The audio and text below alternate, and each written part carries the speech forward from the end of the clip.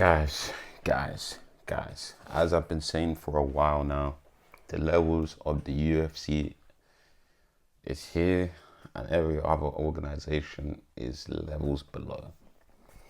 And we've seen a lot of guys come from all other organizations and do well. But in recent times, we've seen a lot of guys come over and they just don't fit in with the guys over at the UFC, and it just proves the point that everyone makes that the UFC has the best fighters in the world. No matter how these other organizations want to paint it or try and make it look, the UFC is without a doubt the best organization in the world. Obviously, we had Aaron Pico on the weekend make his UFC debut, and everyone was hyping him up.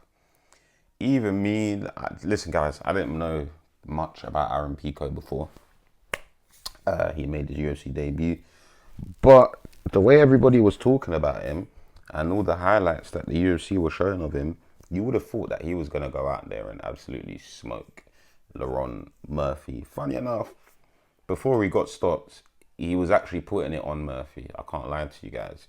And the way it was looking, it looked like it was going to be a long night. Until Laron Murphy landed the spinning elbow, which he actually drilled before the fight. And they said, Aaron Pico is a good pressure fighter, but he pressures fighters a lot. And obviously they knew they would be able to land that. So, shouts out to Laron Murphy for that. What? Let's talk about Patchy Mix, Patricio Pitbull, and Aaron Pico, because these are Bellator ex-Bellator fighters, or as Mr. McGregor would say, Bellator ticks. And when we look at all the fighters that have come from Bellator, PFL, a lot of them, apart RDR didn't come from Bellator. I'm sure he came from one championship. Let's double check that. Guys. 1 second. Because, we got to get our facts right, man. Because I know some of you will come for me in the comments. Renier Derrida.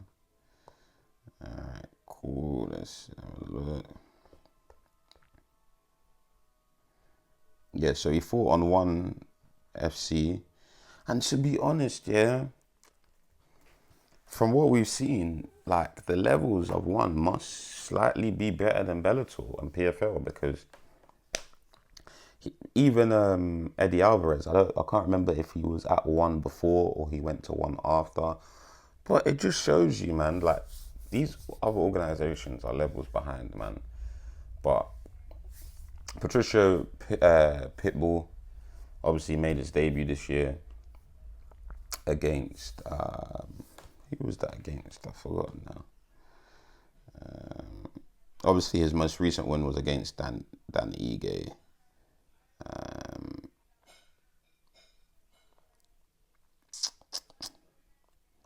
I've remembered now. Yair Rodriguez. He made his debut against Yair Rodriguez. And Yair Rodriguez is not the best fighter in the world. He's not the greatest. I mean, he just has reach and sneaky, I think his elbows, and obviously he throws a lot of high kicks because he's got the long limbs. But listen, if we're looking at the styles, you would have thought someone like Pitbull would have gone in there and beat Yair Rodriguez, but it's like he didn't have an answer. He looked very flat. Even Patchy Mix on his debut against I've forgotten his name, Bautista. Patchy Mix looked very, very flat-footed. He didn't look like he had anything to offer. He didn't have any answers. He just looked like he was levels behind. And you know what? I just think it kind of boils down to, even Aaron Pico, great fighter from what I've seen and from what I've heard. But I think it just boils down to a number of things. The UFC has the best fighters in the world. And you got to think, even if you're not in the top 15 yet, you're going to have some hard matchups, man. And then once you break through to the top 15, some of the guys you're going to have to fight to climb the rankings, A lot of them are elite level guys. So I just think a lot of these other organizations, they think and claim that they have the best fighters in the world, but clearly they don't, because I feel like if they did, a lot of these guys coming over would do very well, because they would have had the experience of the so-called elite fighters. Because the only way you're going to get better is either to be training with elite fighters, or you fought elite fighters. Do you know what I mean? And you've learned from that specific fight you've had, and you take what you need and add it to your game. But clearly these guys aren't fighting the best of the best. And it's a shame, because Patchy Mix, I had high hopes. I thought he was going to go out there and knock Bautista out. Listen, everyone wanted to see that. And even the way he was talking, came in there and put on a fucking shit performance. Just like his fucking girlfriend, Tatiana Suarez, who said she was going to go in there and beat, was it Zhang Weili? And got dominated. And when we look at all the other fighters that have come, even Michael Chandler has been absolutely appalling. The only reason why the truth is, the real reason why Michael Chandler is still in the UFC is because he puts on exciting fights. Whether he wins or loses, he's going to put on exciting fights. So that's why the UFC will keep him, because he sells. And they know if they put him on a card, people are going to come and watch. Whether it's him getting beat up or the other guy or his opponent getting beat up, that's what they're going to see. But even him, fight IQ is not there. It's absolutely abysmal. And it just, listen, you see when these guys cross over, it's even like, okay, look at Francis Ngannou. He's gone to the PFL now. Bruv, he beat the so-called best heavyweight. So it just proves when these organizations cross over, okay, look at Mighty Mouse. Obviously, Mighty Mouse took his first knockout when he went over to one championship, but then he avenged that and knocked that same guy out. So it just shows you, and obviously, I'm not making excuses, but you got to remember, Mighty Mouse, when he went to one championship, the rule set's a bit different. You are allowed to knee grounded opponents. So, that's something you wouldn't have to worry about all them years he was fighting in the UFC. So, as much as, yes, you should drill that in practice, is still going to take some adjustment or getting used to. But guys, I'm going to be honest, when it comes to Bellator, I think I've probably watched Bellator once in my life. I don't even know where I can watch it, even if I wanted to watch it. One championship, I don't like the production, don't like the quality. PFL, don't watch that shit. Even the way they do their system of the rank, I just don't like it. And you see what it is, the UFC as a whole, from the production down to the fight promotions, down to the press conferences, everything, the vibe is just completely different. Like, you do honestly feel like, even before you've watched the fights, you feel like you're getting the best of the best. And the UFC is without a doubt the greatest mixed martial arts promotion in the world right now, and no other organization comes close. Patricio Pitbull was begging to be let free by PFL, because obviously, Bellator and PFL merged. He got his wish. His wish was granted, only for him to come over to the UFC. And, funny enough, he's fighting again. He's fighting a young man. I don't know how to say his name. It's Lucena Keita or something. Funny enough, guys, this Lucena Keita guy, I actually, when I first started my mixed martial arts journey, I would just, I would go online and I would be on Instagram, I'll be on YouTube, and I'll be searching, just to see like who's in the scene, some of the weight classes that I like, or some of the weight classes that I think I might eventually fight in, or that I might fight in.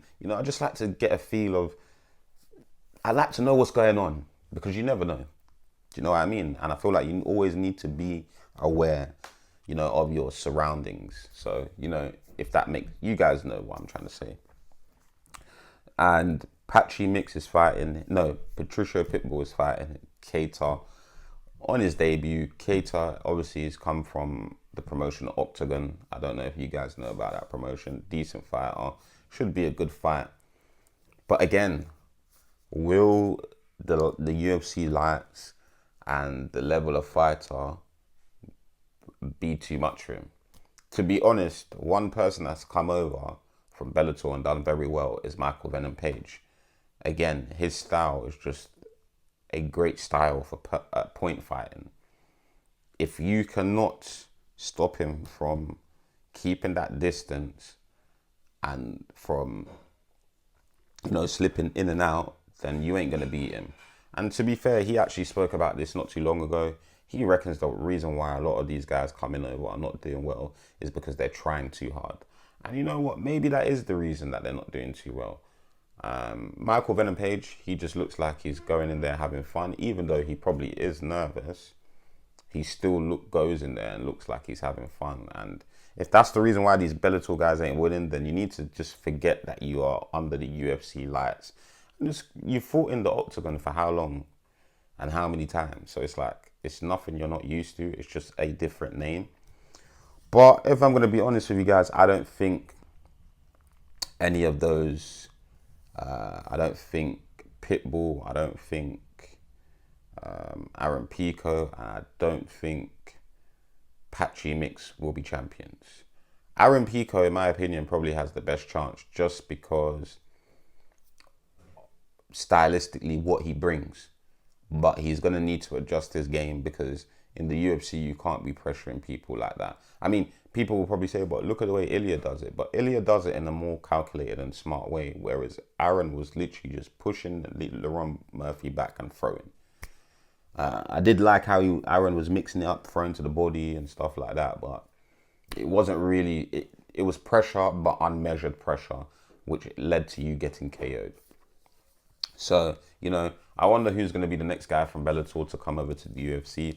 But even if another fighter comes over, guys, next time, I will actually bet against, in fact, no, let me not do that. Because guys, you know how the universe works. You know the universe can be funny like that. I could now, I haven't bet I haven't bet the previous times these Bellator guys have made their debuts, but watch. The minute I now decide to do that, I bet somehow that Bellator tick will now win his fight. So, I'm not even going to bother with that. But honestly, I'll leave the video with this. The UFC is the best promotion in the world for numerous reasons, whether that is the fighters, whether that is the production or the actual way fights are promoted. Without a doubt, they are the best organization in the world. That's my opinion. Leave your opinions in the comments below. Like and subscribe, guys. And again, please hit that subscribe button because we've been getting a lot more engagement, but some of you are not subscribing. So please hit the subscribe button and help me to build this little community that I'm trying to build here. Like and subscribe, guys.